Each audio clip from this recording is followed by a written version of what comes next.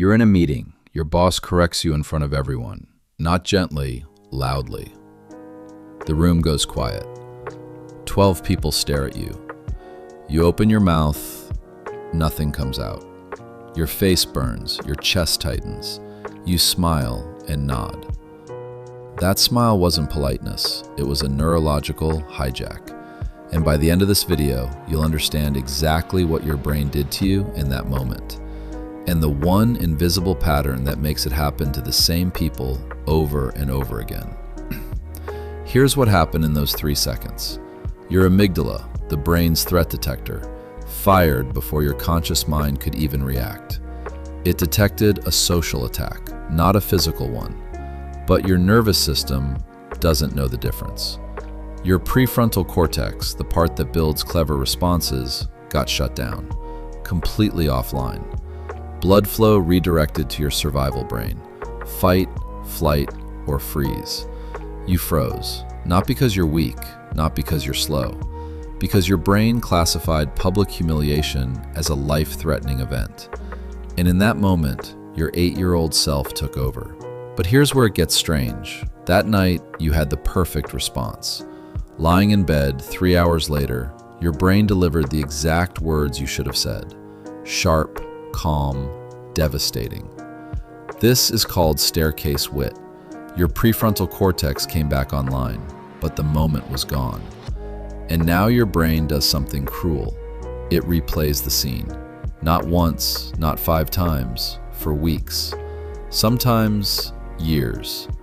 You rehearse a conversation that already happened, rewriting a script that will never be performed.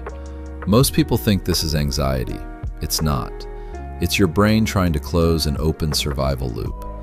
It detected a threat you never responded to, so it keeps the file open, demanding a resolution that will never come. And this is the part nobody admits. You didn't just freeze.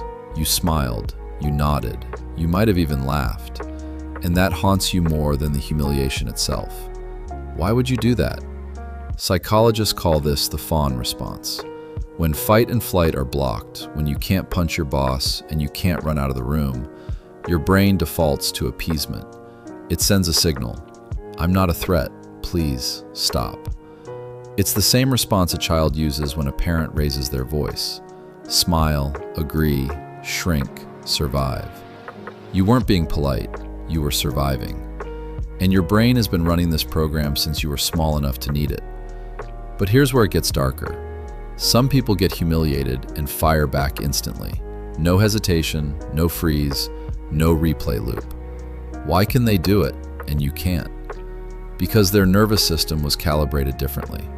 A child who grew up in a safe home, where their anger was allowed, where their voice was heard, learned that conflict is survivable.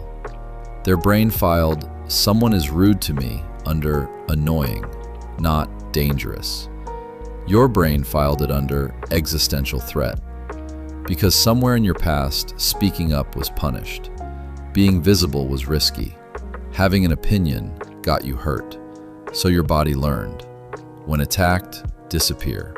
When humiliated, comply. When targeted, become invisible. You're not lacking courage. Your wiring is stuck in a house you left 20 years ago. Most people miss this next part. Every time you freeze and don't respond, your brain stores a data point. Confirmed. I am someone who gets humiliated and does nothing. Over months and years, this builds an identity. You start avoiding situations where you could be targeted. You stop volunteering ideas. You speak quieter. You sit in the back. You shrink. Not in the moment, but permanently. And the people who humiliate you, they notice. Not consciously, but socially. They learn that you're safe to target, that you won't push back, that your smile means keep going. Humiliation doesn't damage you once. It installs a pattern that damages you every single day after. Now here's the part nobody gives you. Not generic advice, not just be confident, the actual mechanical fix. Your freeze response fires in 0.3 seconds. You cannot outthink it, but you can out-prepare it. Step 1. Preload a single phrase, not a comeback, a circuit breaker, something your mouth can say before your brain shuts down. 3 words. Say that again. That's it. You don't need to be clever. You need to buy 3 seconds. And those 3 seconds are enough for your prefrontal cortex to come back online. Step 2, name it. When you feel the freeze starting, chest tight, face hot, throat closing, say to yourself, "This is my 8-year-old responding. I'm not in that house anymore." This separates the old wound from the present moment. Step 3, after it's over, do not replay it. Write it down. Once. Close the file. Your brain is looking for closure. Give it one. On paper. Not in an endless loop. Remember the open loop? The invisible pattern that makes this happen to the same people? Here it is. You're not freezing because you're weak.